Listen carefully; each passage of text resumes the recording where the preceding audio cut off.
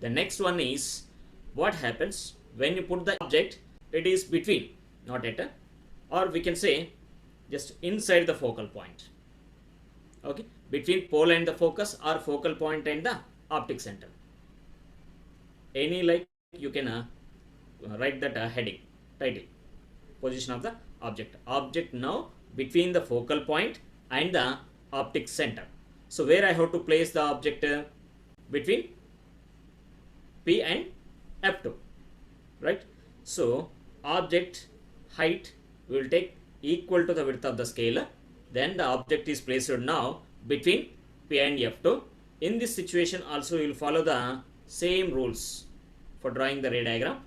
Parallel to the principal axis, and the other is passing through the optic center of the lens. Look at that. A ray is parallel to the principal axis. After refraction, what happens? We know that passes through the focus of the lens F1. Okay, then second ray, it passes through the optic center of lens. This behavior also we know, already it is generalized. Then it remains undeviate after refraction.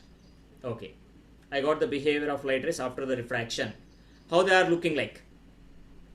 Are they diverging or converging or remains parallel? So that two rays are called as here diverging rays, right? That two rays are called here diverging rays. So what we can do in this situation here, just extend that rays in the backward direction. So look at here, using the scale, extending that refracted ray in the backward direction. Do the same thing for the second ray. Extend it in the backward direction. What you find? They are going to meet each other at a common point or not? Yes. So they are converging. Find out that kind of converging point by the backward rays in this situation. So that point is what? Image point. So here is your image. Now compare the object size and image size. Are they same? Object height and image size are same?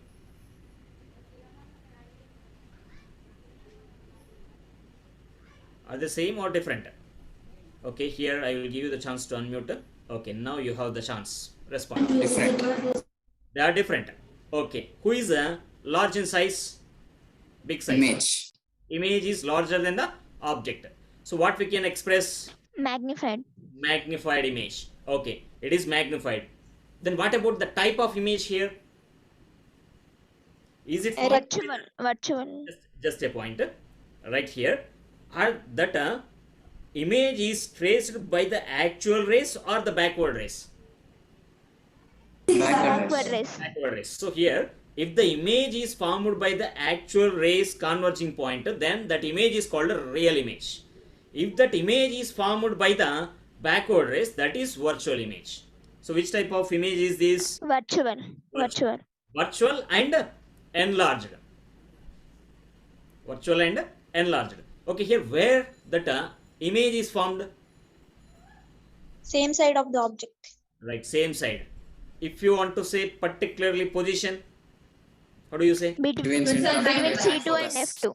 Okay, it is beyond F2 or between C2 and F2. Okay, what about the fourth point? Where you can see? Where you can see that image? Do you want screen? No, it is a virtual image. So that image will be observed by you directly with your eyes. But where? It is on the surface as you see yourself in the mirror. Is it clear? So, characteristics of the images are, it is virtual image and direct image. The next, here it is magnified image. I forgot to say that direct image or inverted image. It is direct image because object and the image both are faced same side above the principal axis. So it is said to be direct image. Then beyond F2, right? That is on the lens you have to see. You are not going to see that image where you identified here. You are not going to see that here. Where you can see from here, just you are going to observe that image on the surface of lens at a distance, this one, inside. But you have to observe from the same side. Look at here. From here you are observing. Is it clear now? Yes, sir. If it is any confusion, just I will make it clarity, visualization in the lab activity. Okay, so we have lab activity in the coming topics. So this is about, I think it is clear to everyone.